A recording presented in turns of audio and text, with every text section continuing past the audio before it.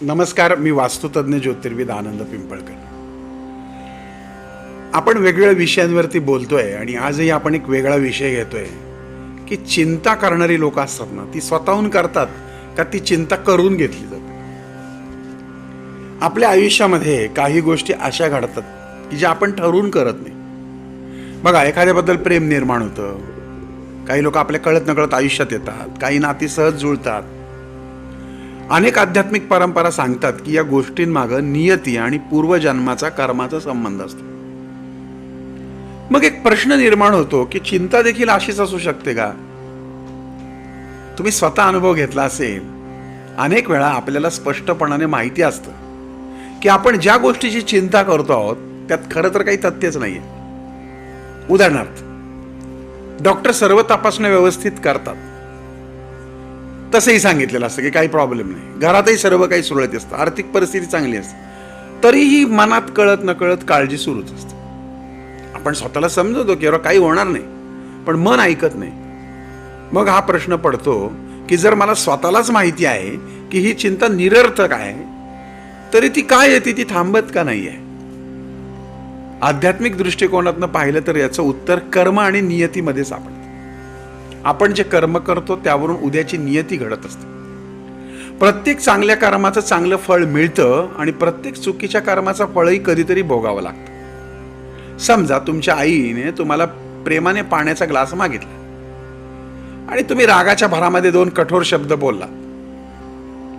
तुमच्यासाठी ती फक्त काही सेकंदाची ती गोष्ट होती, पण त्या आईच्या मनामध्ये दिवसभर वेदना राहू शकते. ज्याला इतक्या प्रेमानं वाढवलं त्याच्यासाठी आज माझ्यासाठी त्याच्याकडे 2 मिनिटंही नाहीत हा विचार तिच्या मनाला सतावत राहतो. त्या क्षणी तुम्ही फक्त शब्द बोललेले नसता, तर एखाद्याच्या मनाला वेदना दिलेली असते आणि हीच वेदना पुढं कर्म आणि नियतीचा भाग बनतं.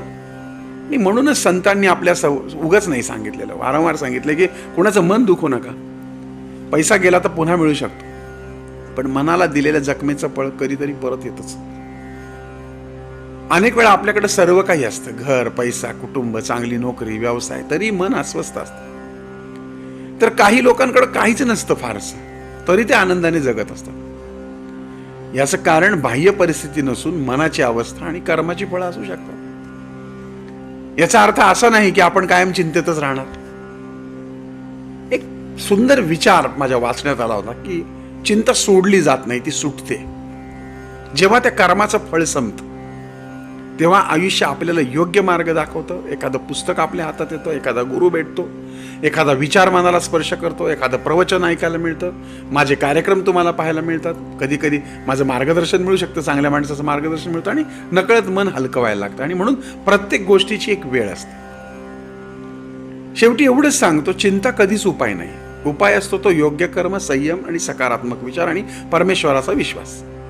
आणि म्हणून भूतकाळामध्ये काय झालं याचा विचार करत बसू नका. आजपासूनच आपण आपलं चांगलं कर्म करू, चांगले विचार करा आणि प्रत्येक दिवस अधिक चांगला बनवण्याचा प्रयत्न करा. कारण आपण जगाला जे देतो ना, तेच अनेक पटीने आपल्या आयुष्यात परत येतं. म्हणून कर भला तो होगा भला, किंवा भलाच्या जर उलटं बघितलं, भलाचं उलटं केलं तर लाभ असं होतं.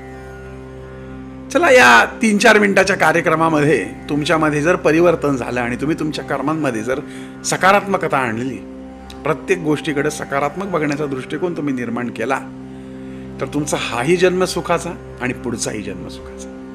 आवडला असेल तर शेअर जरूर करा. पुन्हा भेटूयात पुढच्या भागात. तोपर्यंत तुमच्या लाडक्या आनंद पिंपळकरचा तुम्हाला ओम साईराम.